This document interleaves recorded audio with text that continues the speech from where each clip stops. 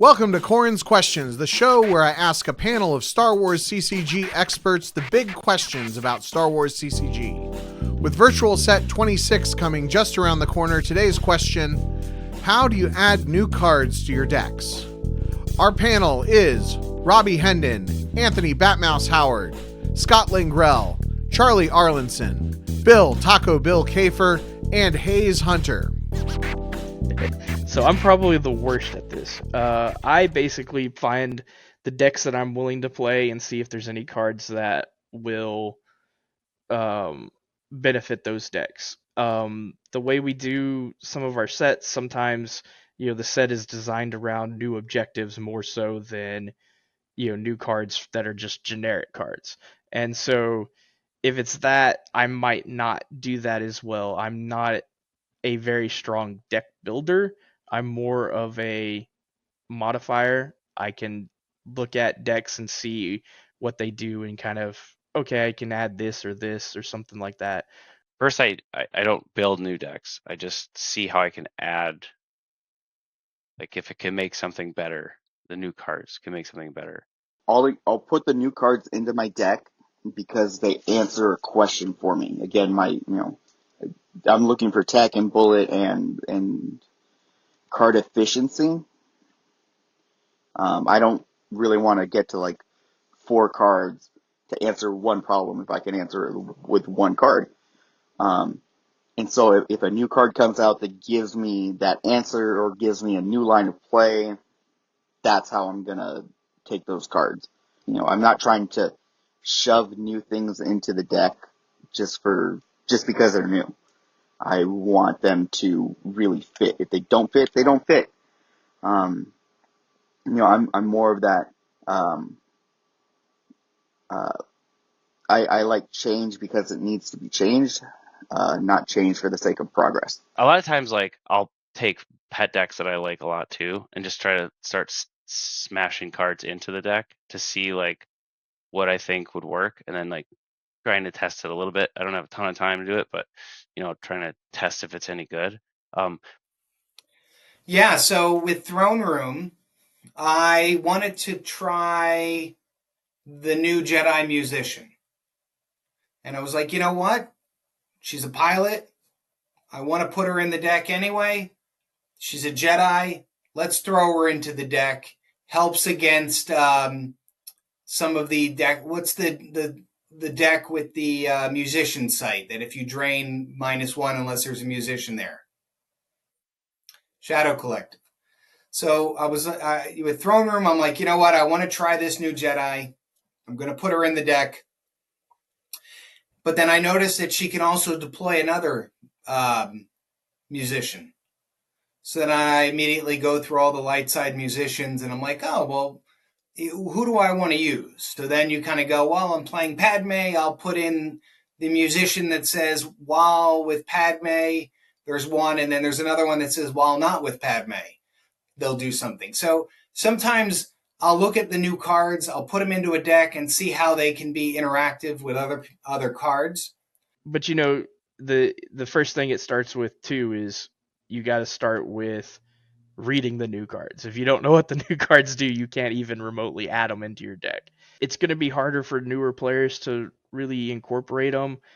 But sometimes I look at cards like when I was going to do Vegas, my deck had a bunch of Chris Menzel signed cards. Like I just wanted to play cards that my friend designed and signed for me. Sometimes they look like fun, and I want to play that.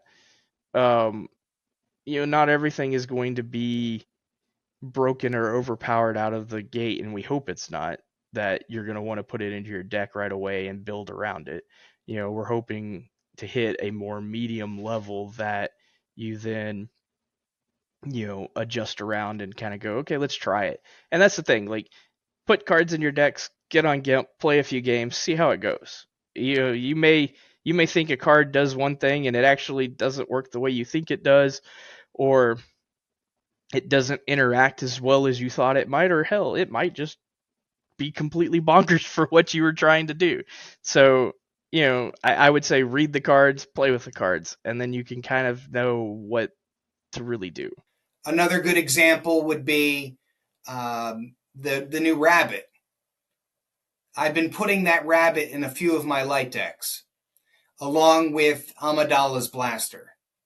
Because I'm playing Amidala, it's a 6 Destiny blaster that I can play on either of those characters. Jackson, I think his name is. And if I lose the card, I can play it from the lost pile on Jackson. And if I'm playing against Shadow Collective or something, I can take their blaster from their lost pile. Or I can help against Imperial decks by putting it at their battleground so they can't redraw. So I kind of look at, hey, this is a cool concept or a cool card that'll help me with one thing. And then it kind of leads me into, hey, here's a 6 Destiny blaster. Might as well try it. So that's typically what I'll do is I'll put in a new card and then see if there's anything that's, listen, it's not going to be the best card ever, but it's a niche card that I can put in. Now it's got 2 targets. So that why not? Why not try it? But a lot of times before I do anything, I like to tier list new sets. So I go through every card and I put them in a tier list. Like cards I think I'll be in every deck versus cards that won't see any play. And then the ones at the bottom I don't even bother trying to put in decks because I don't think they'll be good. But Ominous Rumors, that was an easy slot. It's an auto slot in Interops, so it's not really that complicated on trying to figure out how to use it. But things like Ellie Vanto, which is a really good card and has a polar, cost 4, and the polar is incredibly good, especially based on the meta because it can turn off power attrition destiny. So I'm playing Han chewing the Falcon, it just turns off that power destiny, which is really good. It's a used 5, pulls Thrawn. So how can I apply that card to decks that I like or decks that I think are top tier? So then you just kind of slot things in, pull things out that are in the deck that do a certain thing. Like a lot of times Ellie Vanto and Dreadnought was kind of more splashable space when you have good pilots. So you pull out whatever was in before, like walkers. You could play that instead of playing an expensive Star Destroyer, stuff like that. So yeah, that's kind of my process. I would say I like to tier list everything, and then I just start slotting things in and replacing cards in already really good decks to see if they're more efficient, if they're stronger or whatever. So every time a new set comes out, maybe not every time a new set comes out that's more than 20 cards, I will build everything from scratch again. Part of that is because I want to think about those new cards, right? So we're talking about, what are we talking about right now? A preview set. So specifically the family card, my sister has it. That's going to change the way that deck's built. So to me, looking at the deck I played in set 23 without that card existing isn't as important as me building it in set 24 where that card does exist. So I build everything again from scratch. So interestingly, I don't incorporate new cards into my decks. I don't take an existing deck and look at the new cards and try to figure out which ones I can shoehorn in there. That's not how my process works. Every time new cards come out, this is a little bit of an exaggeration, but every time new cards come out, I blow up everything. I sort of start at ground zero and I build from scratch. I will periodically go through GEMP and delete literally every list that I have, so that when I'm building a list from card, AFA or Knowledge and Defense, right, from that point forward, I'm forcing myself to make all the decisions again. And so when the card pool has increased, if a card is worthwhile to include in a deck, it gets put in the deck. But it's not getting put in the deck hey, how do I make a square peg fit in a round hole? I just start the whole deck construction all over whenever there's new cards available, and I see where I end up. I'll look at things to make sure that, I didn't forget to put in a starting interrupt, or I forgot Padme in my first draft of my Anakin list recently. I was like, that doesn't seem great. I should put Padme in there.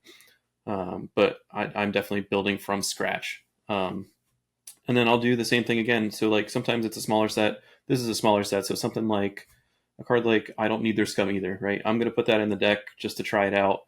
I'm going to play 3 games with it to hope to play it once or have a situation come up where it could be useful once. And then we'll see where it goes from there.